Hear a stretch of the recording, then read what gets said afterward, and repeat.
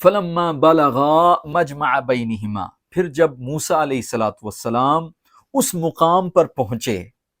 جہاں پر دو دریا ملتے ہیں، کیا وجہ ہے کہ وہ خاص مقام ہی متعین کیا گیا، مقرر کیا گیا اور وہاں تک اللہ نے ان کو پہنچانا چاہا؟ کیا وجہ تھی کہ حضرت موسیٰ علیہ السلام کسی اور جگہ بھی مل سکتے تھے؟ اللہ تبارک و تعالی خضر علیہ السلام کو حضرت موسیٰ علیہ السلام کے پاس بھی بھیج سکتے تھے۔ حضرت موسیٰ علیہ السلام کا وہ سفر طے کرانا اور پھر حضرت خضر علیہ السلام سے اس مقام پر ملنا جہاں پر دو دریا ملتے ہیں،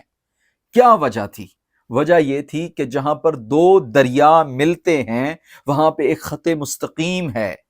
ایک وحدت کی باؤنڈری لائن ہے، مقام وحدت ہے۔ یہ وہ مقام ہے جہاں پر اللہ اپنے بندوں سے ملا دیتا ہے۔ آج ہر ایک کو خضر کی تلاش ہے، یعنی اللہ کے ولی کی تلاش ہے، امام مہدی علیہ السلام کی تلاش ہے، اس کے منتظر بیٹھے ہیں، دعائیں کرتے ہیں، روتے ہیں، صلاۃ و سلام پڑھتے ہیں، آقا حضور صلی اللہ علیہ وآلہ وسلم سے گڑ گڑا کر التجائیں کرتے ہیں، اللہ کی حضور دعائیں کرتے ہیں رو رو کے باری تعالیٰ کہ کوئی تو بھیج پرسان حال جو ہماری مدد کرے۔ تو یاد رکھ لیجئے وہ اس وقت ملتا ہے، وہ بندہ خدا، عبدم من عبادنا، اللہ کے خاص بندوں میں سے وہ بندہ اس وقت ملتا ہے جب ان میں وحدت آ جاتی ہے، جب اجماع ہو جاتا ہے، جب وہ مل جاتے ہیں، جمع ہو جاتے ہیں، تو اللہ تبارک و تعالیٰ انہیں اپنا بندہ بھی عطا کر دیتا ہے، ان سے ملا بھی دیتا ہے۔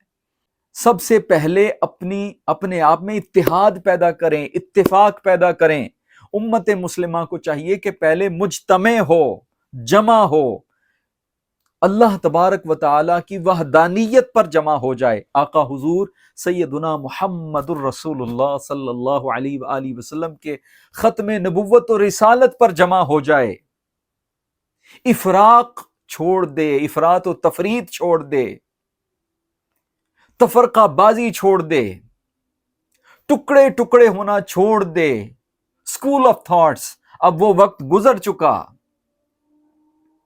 پوری امت مسلمہ کو چاہیے کہ ایک جھنڈے کے نیچے جمع ہو جائے، بس جہاں انہوں نے جمع ہونا ہے وہی مقام وحدت ہے، اور اللہ تبارک و تعالیٰ نے اپنا بندہ خاص انہیں عطا کر دینا ہے۔ لیڈرشپ کی کمی ہے تو لیڈر اس وقت ملتا ہے جب قوم یکجا ہوتی ہے، جب قوم ہی یکجا نہیں ہوتی تو بھلے جو مرضی آتا پھرے۔ انبیاء کرام علیہم السلام قوموں کو جمع کرتے تھے، لوگوں کو متحد کرتے تھے، ان کے اندر اتفاق پیدا کرتے تھے، ان کے اندر یگانگی پیدا کرتے تھے، یکتائی پیدا کرتے تھے، ایک جسم بناتے تھے۔ جس دن امت مسلمہ ایک جسم بن گئی، آج ہاتھ کٹ کے کہیں پڑے ہیں، سر کٹ کے کہیں پڑا ہے، اندر سے کلیجہ نکال کے کہیں کسی نے پھینک دیا ہے، ٹانگیں کٹی ہوئی ہیں، کسی نے آنکھیں نکالنی ہیں،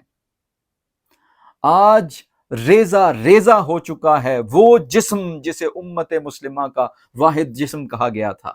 وہ مبارک مقدس اور مجلہ جسم، وہ مطہر جسم کہ اس کے نور کی قوت اتنی زیادہ تھی کہ کوئی اس کے قریب نہیں لگتا تھا، اور رحمت اتنی زیادہ تھی کہ جانور بھی کسی جنگل میں بھی بھوکا پیاسا نہیں مرتا تھا۔ وہ بزرگی اللہ تبارک و تعالی عطا کر دیتا ہے جب امت میں وحدت آ جاتی ہے۔ آج امت میں وحدت نہیں ہے، ٹکڑے ٹکڑے ہو چکی ہے، اور شرم نہیں آتی کسی کو بھی، میں فلانے اسکول آف تھاٹ سے تعلق رکھتا ہوں۔ آپ ضرور رکھیں، جس مرضی مکتبہ فکر سے تعلق رکھیں، مگر افراق نہ کریں، افراط و تفریق نہ کریں، کسی کو اسلام سے خارج نہ کریں، یگانگی، یکتائی، وحدت پیدا کریں۔ جس دن امت مسلمہ، ٹیسٹ سب کا جدا جدا ہے، کچھ اولیاء کاملین، صالحین، صلحاء، عرفاء، اہل اللہ والوں کے کلام سے مملو ہوتے ہیں، وہاں سے انوار حاصل کر کے اب تزکیہ نفس کرتے ہیں۔ ضرور کریں، ضروری ہے، واجب ہے، اس کے بغیر آپ منازل نہیں طے کر سکتے۔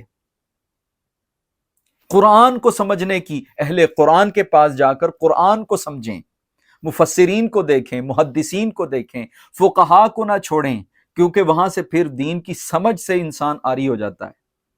اگر دین کی شرعی سمجھ بوجھ چاہیے تو اہل سنت کے پاس جائیں، جن کو فقہا کہتے ہیں، جنہوں نے دین کو، قرآن و سنت کو سمجھ کر امت تک پہنچایا۔ آپ جب ان سے اپنے آپ کو اعراض کر لیں گے، دور کر لیں گے، تو آپ دین کی فقاہت و بلاغت اور فہم و فراست سے ہمیشہ کے لیے محروم ہو جائیں گے۔ اگر آپ کو قول رسول صلی اللہ علیہ وآلہ وسلم کے انوار و تجلیات اور ہدایت و رحمت چاہیے تو پھر محدثین کے پاس جائیں۔ وہ اسماء الرجال کے سمندر میں غوطہ زن ہو کر آپ کو نکھار کے پیارے آقا رسول اللہ صلی اللہ علیہ وآلہ وسلم کی خوبصورت حدیثیں آپ کو سنائیں گے، آپ تک پہنچائیں گے۔ اہل حدیث کے پاس بھی جائیں، جن کے پاس علوم و ذخائر قول رسول صلی اللہ علیہ وآلہ وسلم جمع ہیں، تو اہل سنت کے پاس بھی جائیں فقاہت کے لیے، اہل حدیث کے پاس بھی جائیں اسماء و رجال اور احادیث کی اسانید اور قول رسول صلی اللہ علیہ وآلہ وسلم کے لیے۔ پھر جب آپ کو عصمت، طہارت اور رموز و اسرار الہیہ درکار ہوں، اور آقا حضور صلی اللہ علیہ وآلہ وسلم نے جو سینہ بسینہ خاص علم لدنی منتقل فرمایا اپنی اہل بیت کے ذریعے علیہم السلام، تو پھر آپ اہل بیت کے پاس جائیں، وہاں سے آپ کو وہ انوار و تجلیات ملیں گے جو کہیں اور سے نہیں ملیں گے، کسی سکول آف تھاٹ سے نہیں ملیں گے۔ جو علم آقا حضور صلی اللہ علیہ وآلہ وسلم نے اپنی اہل بیت میں انڈیلا ہے، وہ علم کسی اور کو عطا نہیں ہوا۔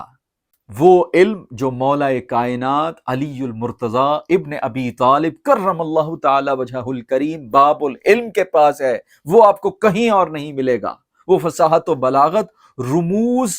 اور اسرار کا آسمان تھے حضرت مولا کائنات علی المرتضی علیہ السلام۔ اگر آپ کو وہ علم درکار ہے تو پھر آپ درگاہ علی ابن ابی طالب کے پاس جائیں۔ اگر آپ کو روحانی علوم و معارف درکار ہیں تو وہ آپ کو اصفیاء، اولیاء، صالحین، بزرگان دین سے ملیں گے، کیونکہ ان میں ان کی اسپیشلائزیشن ہے۔ فلما بلغا مجمع بینہما، جہاں پر وہ دو دریا مل گئے تھے، وہ مقام وحدت تھا، جہاں دونوں سمندروں کا ایک حد مقرر تھا۔ جب وہ دو دریاؤں کے ملاپ والی جگہ پر پہنچے، جہاں ایک حد قائم تھی، جہاں پر دو دریا مل رہے تھے، دریا دو مل رہے تھے مگر حد ان کی مشترکہ تھی،